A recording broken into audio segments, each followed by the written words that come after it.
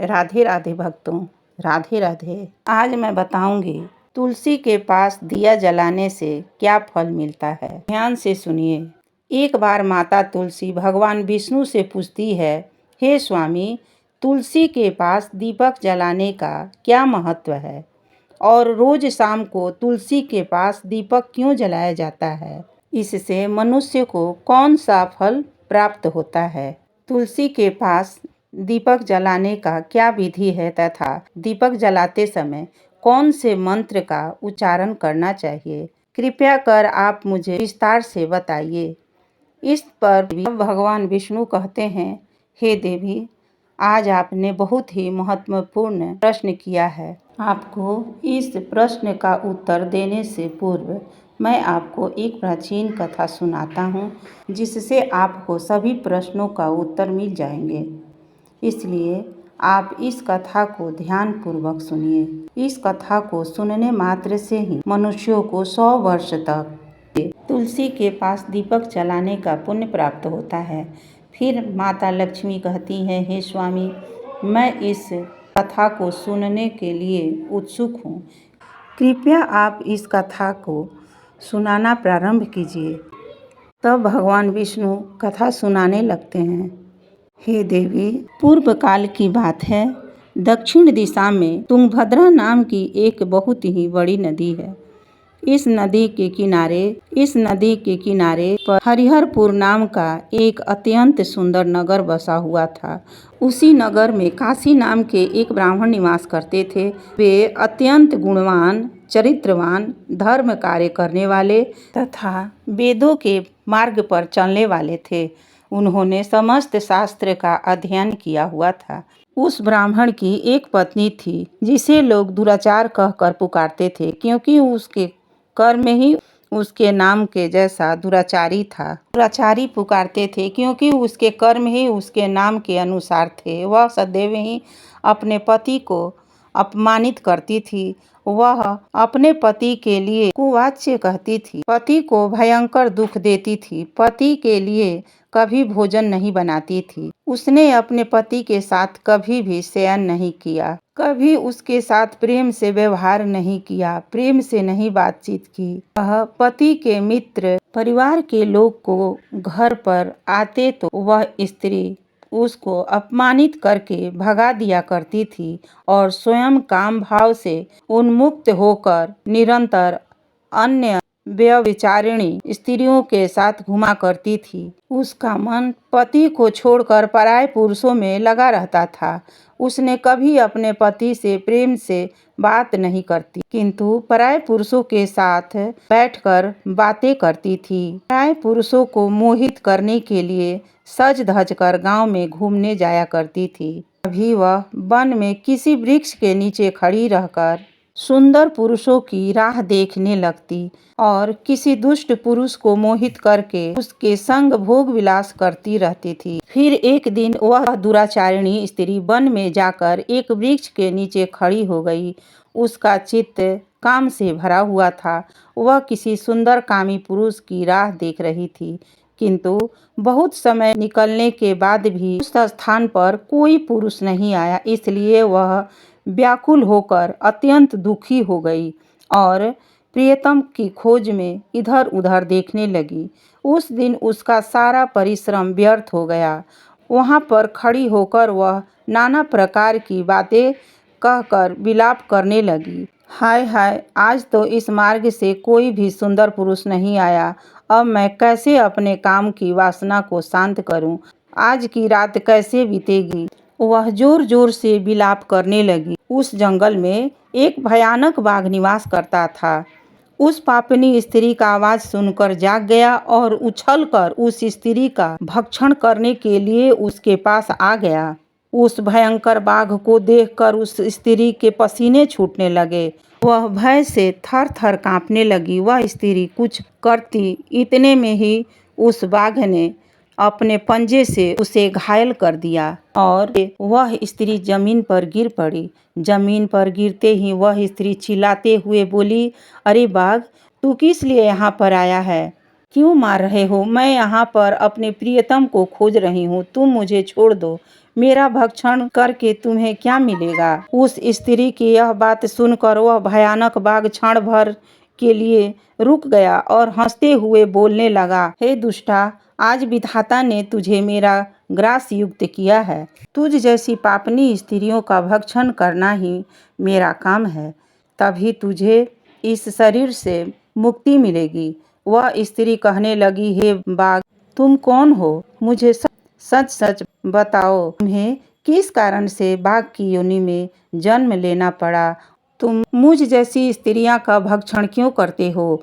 पहले मुझे सारी बात बताओ और फिर मेरा भक्षण करो। फिर बाघ कहने लगता है, हे पापिनी, मैं तुझे मेरे पूर्व जन्म का वृतांत सुनाता हूँ, किस कारण से मुझे बाघ बनना पड़ा। मैं तुझे मेरे पूर्व जन्म का वृतांत सुनाता हूँ, किस कारण से मुझे बाघ बनना पड़ा। पूर्व काल में दक्षिण देश में एक नदी थी। उस नदी के तट पर एक नगरी बसी हुई थी। उस नगरी में मैं निवास करता था। मैं एक ब्राह्मण का पुत्र था और नदी के किनारे बैठकर यज्ञ आदि कार्य किया करता था। मैंने उस जन्म में अनेक पापियों के लिए यज्ञ किया। उन पापियों के घर का भोजन किया। मैंने धन के लिए लोभ से अनेक पापियों के लिए कार्य किया। जिस वस्तुओं का दान ब्राह्मण को नहीं देना चाहिए, वह उस वस्तुओं का दान भी मैंने ग्रहण किया। उन वस्तुओं का दान भी मैंने ग्रहण किया और दूसरों से धन लेता था, लेकिन कभी वापस नहीं करता था। इस प्रकार से पाप करते हुए मुझे बहुत साल बीत गए और मैं बूढ़ा हो गया। मेरे बाल सफ़ेद हो गए, आंखें सूज गई, मुंह के सारे दांत गिर गए। मेरा दान लेने का आदत नहीं छूटा और पाप करता गया। फिर एक दिन मैं धन के लोभ से नदी किनारे गया और अन्य धूर्त ब्राह्मणों के साथ मिलकर हमने लोगों को ठगा। झूठ मंत्र वचन बोलकर हमने लोगों को ठगा। झूठ मंत्र वचन बोलकर हमने बिना विधि विधान किए ही देवी देवताओं का पूजन किया और बहुत सारा धन दान में ले लिया। फिर उसी स्थान पर एक बीमार कुत्ते ने मेरे पैर में काट लिया और मैं मूर्छित होकर गिर पड़ा। उसी क्षण मेरे प्राण चले गए। फिर यम के दूत उस स्थान पर प्रकट हुए और फिर मुझे पकड़कर यमपुरी ले गए। वहाँ पर यमराज ने चित्रगुप्त से मेरे कर्मों का लेखा जोखा निकालने के लिए कहा। फिर चित्रगुप्त कहने लगे, हे धर्मराज, इस ब्राह्मण ने घोर पाप किए हैं। इसने दूसरों से झूठ कहकर धन लूटा है, विधि विधान से पूजा ना करके झूठ मंत्र बोलकर भगवान का अपमान किया है, इसलिए यह पापी ब्राह्मण केवल नरक जाने के लिए ही योग्य है। फिर यमराज ने अपने दूतों को आदेश दिया, मुझे नरक की अग्नि में डाल दिया। अनेक वर्षों तक नरक की सजा भोगने के बाद मुझे बाघ की योनि प्राप्त हुई और मैं इस दुर्गम वन में निवास करने लगा। मैं पूर्व जन्म याद करके कभी महात्मा, साधु पुरुष, सती स्त्रियों का भक्षण नहीं करता हूँ। मैं केवल पापी, दुराचारी तथा उल्टा स्त्रियों का ही भक्षण, ताकि मुझे पाप से इस प्रकार से उस बाघ ने अपने पूर्व जन्म का वृत्तांत सुना दिया और उस स्त्री से कहने लगा, हे पापिनी, तेरे आचरण से तू उल्टा दिखाई देती है। अपने पति को छोड़कर तू इस वन में अन्य पुरुष के साथ भोग विलास करने के लिए आई है, इसलिए आज तू मेरा ग्रास अवश्य बनेगी। इतना कहकर वह बाघ ने अपने तीक्ष्ण नाखून से उस पापिन स्त्री को टुकड़े टुकड़े करके उसे खा लिया। फिर उस स्थान पर यम के दूत प्रकट हुए और उस पापिनी स्त्री को उठाकर यमपुरी ले गए। वहां पर उसे यमराज के सामने खड़ा किया गया। चित्रगुप्त ने उस स्त्री का लेखा जोखा निकालने लगे। यमराज से कहने लगे, हे धर्मराज, यह स्त्री तो अत्यंत पापिनी है, इसने घोर पाप किया है। इसने व्यभिचार किया है। इसने अपने पति की कभी सेवा नहीं की, अपने पति को भूलकर पराये पुरुषों के साथ भोग विलास किया करती थी। उसके पाप को सुनकर यमराज ने उस स्त्री को अग्नि से भरे हुए कुंडों में डालने का आदेश दिया। अनेक वर्षों तक उसे उस कुंड में पकाया गया, फिर उसे निकालकर दूसरे नरक में डाल दिया गया। उसे अनेक वर्षों तक अलग अलग नरकों में डाला गया और नरकों में डालने के बाद वह महापापी स्त्री पुनः पृथ्वीलोक पर आकर चंडाल के रूप में उत्पन्न हुई। चंडाल के घर में जन्म लेकर वह फिर से अनेक पाप करने लगी, व्यभिचार करने लगी, अनेक पापी पुरुषों के साथ विहार करने लगी।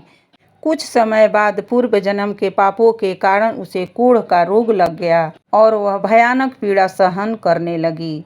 उसका अंग अंग जलने लगा, उसके नेत्रों में पीड़ा होने लगी। इस दुख को सहन करती हुई वह दिन बिताने लगी। फिर एक दिन वह तीर्थ स्नान करने के उद्देश्य से अनंतपुरा में चली गई। वहाँ पर वह एक आश्रम के बाहर निवास करने लगी। वहाँ उस आश्रम में एक तुलसी का पौधा था। अन्य स्त्रियों को वहाँ पर तुलसी के पास दीपक जलाते हुए देखकर उस पापी स्त्री ने भी वहाँ वही किया। उसने तुलसी के पौधे के पास एक दीपक जला दिया। फिर उसी रात उसे हृदयघात से उसकी मृत्यु हो गई और यमराज के दूत उसे ले जाने के लिए वहाँ पर प्रकट हुए। जैसे ही यम के दूत उस पापी स्त्री को पास में बांध कर ले जाने लगे, तभी भगवान विष्णु के 2 पार्षद उस स्थान पर प्रकट हुए और उन्होंने उन दोनों को रोक लिया और कहने लगे, हे दूतों, इस स्त्री को तुम छोड़ दो। यह स्त्री नरक जाने योग्य नहीं है। तुम किसके आदेश से ऐसा अधर्म कर रहे हो?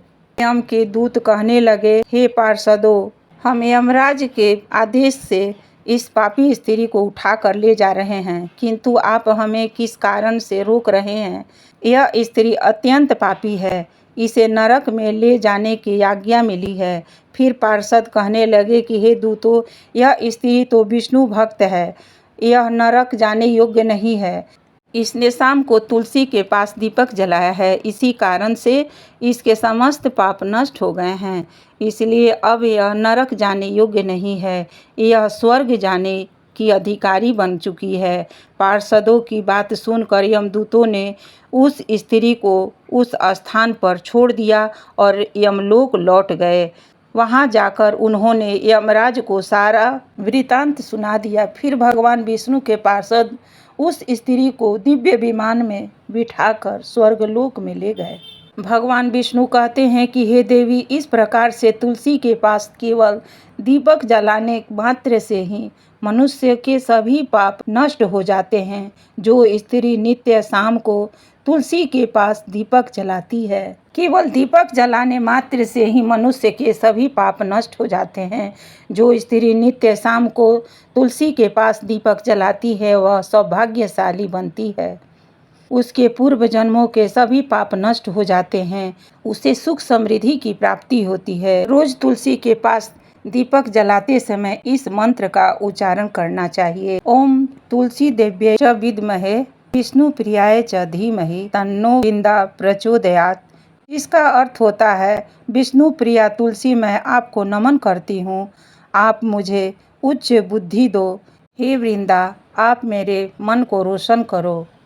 भगवान विष्णु कहते हैं, हे देवी, हजारों अमृत के घड़ों से नहलाने पर भी श्री हरि विष्णु को उनको तृप्ति नहीं होती है, जितनी वे मनुष्यों के द्वारा तुलसी का एक पत्ता डाल चढ़ाने से प्राप्त होता है। हजारों गौदान करने से जो फल प्राप्त होता है, वह फल एक तुलसी के पत्र चढ़ाने से होता है। जो मृत्यु के समय अपने मुख में तुलसी पत्र का जल पा जाता है, वह संपूर्ण पापों से मुक्त होकर भगवान श्री हरि विष्णु के धाम जाता है। हिंदू धर्म में तुलसी के पौधा का महत्व सबसे अधिक है। इसकी सबसे पहले पूजा भगवान विष्णु ने की थी। भगवान विष्णु कहते हैं, जिस प्रकार से देवी लक्ष्मी से वैकुंठ को ऐश्वर्य प्राप्त है, उसी प्रकार से वैकुंठ में तुलसी का कारण है, उसी प्रकार से वैकुंठ में तुलसी के कारण ही है। पवित्रता प्राप्त होती है। तुलसी के कारण ही पवित्रता प्राप्त है। पृथ्वी लोक पर जिस स्थान पर भी तुलसी का पौधा होगा वह स्थान पर कभी बुराई का वास नहीं होगा। ऐसा स्थान सबसे अधिक पवित्र है। इसी कारण से हमें हमारे घर में तुलसी का पौधा अवश्य लगाना चाहिए। इस प्रकार से भगवान विष्णु ने तुलसी के पास दिया जलाने का महत्व बताया। इसी प्रकार भगवान विष्णु ने तुलसी के पास दिया जलाने का महत्व बताया। धन्यवाद। कहानी अच्छी लगे तो लाइक कीजिए, सब्सक्राइब कीजिए तथा शेयर कीजिए। राधे राधे, हरे कृष्णा। धन्यवाद।